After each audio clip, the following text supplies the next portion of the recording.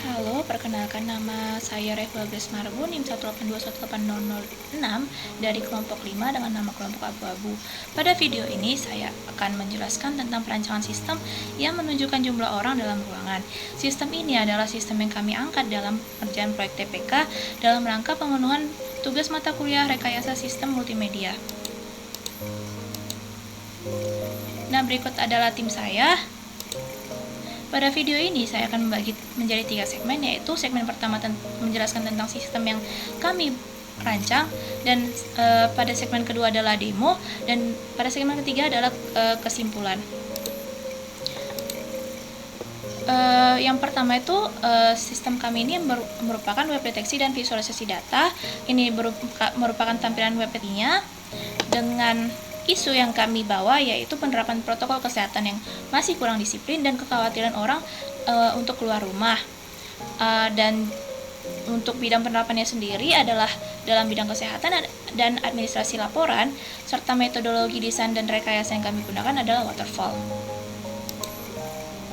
Nah, untuk asumsi sistemnya sendiri, di dalam ruangan harus terdapat CCTV yang dapat menangkap dan menyimpan gambar, serta terdapat jaringan Wi-Fi untuk menjalankan web deteksi. Dan untuk batasan sistemnya, hak akses web deteksi hanya dapat digunakan dan dikelola oleh pengurus internal ruangan seperti tenaga kerja di sana. Dan untuk pengunjung yang pengunjungnya hanya dapat melihat visualisasi data dalam bentuk grafik dan angka saja. Berikut adalah tampilannya. Nah, sepanjang perencanaan kami mengalami perubahan sistem. Yang sisi sini adalah use case dari sistem yang lama, sementara yang sini adalah use case dari sistem yang baru. Perubahan ini disebabkan karena kompleksitas sistem yang kami rancang sebelumnya dan keterbatasan kami dalam mengimplementasikannya. Untuk infrastruktur sistemnya sendiri dapat dilihat terdapat dua sisi, yaitu internal device dan eksternal. Maksud dari internal device ini adalah device yang terhubung dalam satu koneksi yang sama di dalam ruangan. Nah, nanti di internal device ini akan diinstal sistem kami, yaitu web deteksinya, dan akan disambungkan melalui Wi-Fi menggunakan framework Streamlit. Nah, dari situ akan mengakses cloud database yang kami gunakan adalah spreadsheet. Nah, pengunjung ini adalah pihak eksternal, dapat melihat data yang ditangkap oleh sistem web deteksi kami ini melalui Google Spreadsheet ini. Nah, sebelumnya sistem internal ini, web deteksi ini adalah sistem yang memungkinkan pihak pengelola untuk mengupload foto yang tertangkap oleh CCTV. Makanya tadi dari asumsi dibutuhkan CCTV yang dapat menangkap dan menyimpan gambar dalam ruangan. Nah, bagaimana cara penggunaannya? Yang pertama, karena bersifat lokal, yaitu hanya di dalam ruangan saja, jadi kita memerlukan framework Streamlit, OpenCV, dan GSpread. Untuk instalasinya dapat dilihat pada video ini. Dan yang langkah berikutnya adalah download sistem dari GitHub. Berikut ada linknya. Terus yang ketiga, melakukan run di command prompt dengan command yaitu streamlit run face.py. Nah, berikut ada demonya.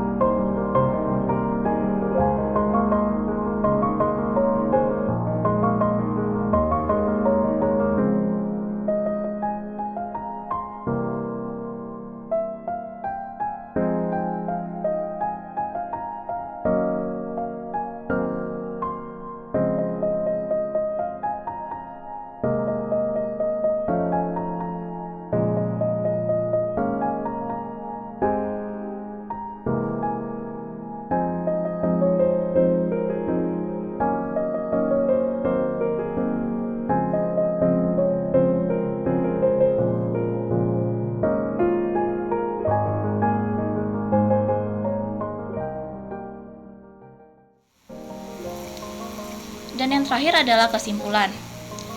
Kami merumuskan ada 3 kesimpulan. Yang pertama, kesimpulan 1, proses perencanaan suatu sistem itu melewati banyak tahapan, mulai dari penentuan sistem yang akan dibangun, sistem pengumpulan kebutuhan dan analisisnya, terus desainnya, implementasi, dan pengujian. Nah, proses perancangan itu tidak hanya terbatas pada tahapan itu saja, melainkan dimungkinkan untuk terjadinya iterasi antar tahapan tersebut. Makanya dalam sistem kami terdapat perubahan fungsionalitas dan bentuk serta cara kerja dari sistemnya. Terus untuk kesimpulan yang kedua adalah algoritma yang kami gunakan adalah hard cascade. Ini tidak terlalu sesuai dalam penerapan face detection karena seperti yang dilihat pada video, ini tidak dapat menyeluruh wajah yang di-upload fotonya. Dan dari hasil pengujian juga tidak memenuhi target kami, yaitu 91%. Hasil yang kami dapatkan hanya sebesar 87,5%. Sehingga dalam penerapan deteksi objek lebih baik digunakan metode YOLO atau You Look Only Once, atau bentuk implementasi dari algoritma CNN untuk deep learning lainnya. Terus untuk kesimpulan yang ketiga adalah terkait dengan visualisasi data yang menggunakan spreadsheet. Untuk Google Spreadsheet ini bisa menjadi alternatif lain yang untuk kasus yang sederhana, dan karena pengembangannya itu cukup mudah. Namun satu sisi ada banyak informasi yang yang bisa dilihat oleh pihak manapun, tidak hanya pihak eksternal maupun pihak internal. Jadi untuk Google Spreadsheet ini menurut kami itu kurang information hiding terkait data-data tertentu yang bersifat sensitif dan mentah.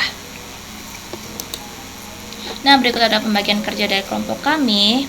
Saya sendiri mengurusi bagian deteksi wajahnya, pengujian sistem, serta pengerjaan dokumennya, serta kedua teman saya yang lain dapat dilihat pada tabel ini. Sekian video dari saya. Mohon maaf jika ada perkataan yang kurang berkenan, dan terima kasih.